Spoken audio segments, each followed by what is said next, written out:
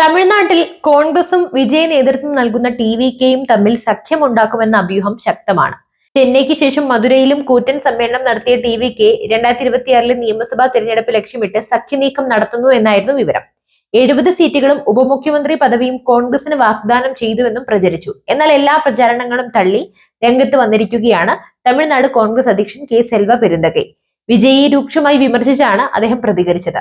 Captain വിജയകാന്തിന്റെ പാർട്ടിക്കും ചിരഞ്ജീവിയുടെ പ്രജാരാജ്യം പാർട്ടിക്കും എന്ത് സംഭവിച്ചു എന്നും സെൽവ പെരുന്തകൈ ഓർമ്മിപ്പിക്കുന്നു. പുതിയ പാർട്ടികൾ വരികയും പോവുകയും ചെയ്യുമെന്നും കോൺഗ്രസ് നിലനിൽക്കുമെന്നും സെൽവ പെരുന്തകൈ പറഞ്ഞു. 10 ലക്ഷത്തിലേറെ വോട്ടുകൾ നേടിയ വിജയകാന്തിന്റെ പാർട്ടിയുടെ അവസ്ഥ ഇപ്പോൾ എന്താണ്? ചിരഞ്ജീവിയുടെ പാർട്ടി ലക്ഷക്കണക്കിന് ആളുകൾ പങ്കെടുത്ത റാലി നടത്തിയിട്ടും ഒടുവിൽ കോൺഗ്രസിൽ ലയിക്കുകയാണ് ചെയ്തതെന്നും അദ്ദേഹം ഓർമ്മിപ്പിച്ചു. കോൺഗ്രസിനെ നിശിതമായി വിമർശിക്കാത്ത വിജയുടെ നിലപാടാണ് ടി.വി.കെ കോൺഗ്രസ് സഖ്യത്തിന് സാധ്യതയുണ്ടെന്ന ആദ്യ റിപ്പോർട്ടുകൾക്ക് കാരണം. DMK, BJP എന്നീ കക്ഷികളെ വിമർശിച്ചായിരുന്നു വിജയുടെ വരവ്. മധുര സമ്മേളനത്തിൽ അദ്ദേഹം AADMKയും വിമർശിച്ചു. BJPയുമായി കൂട്ടുകൂടിയവരുമായി സഖ്യമുണ്ടാക്കില്ല എന്നും വിജയ് സൂചിപ്പിച്ചു.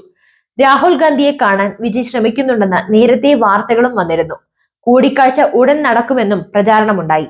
എന്നാൽ ഇത്തരം കൂടിക്കാഴ്ച തെറ്റായ വ്യാഖ്യാനങ്ങൾക്ക് ഇടയാക്കുമെന്ന് കണ്ട് രാഹുൽ ഗാന്ധിയും സോണിയാഗാന്ധിയും പിന്മാറുകയായിരുന്നു എന്നാണ് രാഷ്ട്രീയ വൃത്തങ്ങൾ പറയുന്നത്.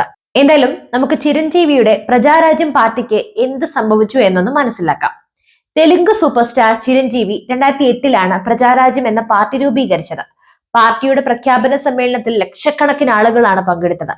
2009 തിരഞ്ഞെടുപ്പിൽ ലോക്സഭയിലേക്കും ആന്ധ്ര നിയമസഭയിലേക്കും മത്സരിച്ചു. നിയമസഭയിലേക്ക് നിരവധി സീറ്റുകളിൽ ജയിച്ചു.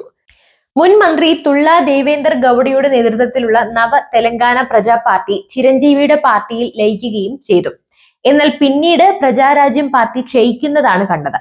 2011 കോൺഗ്രസുമായി ലയിക്കാൻ തീരുമാനിച്ചു. ചിരഞ്ജീവി രാജ്യസഭാ MP ആവുകയും മന്ത്രിയാവുകയും ചെയ്തു. അടുത്തിടെ സഹോദരൻ പവൻ കല്യാൺ നേതൃത്വം നൽകുന്ന ജനസേന പാർട്ടിയെ പുകഴ്ത്തി ചിരഞ്ജീവി സംസാരിച്ചിരുന്നു.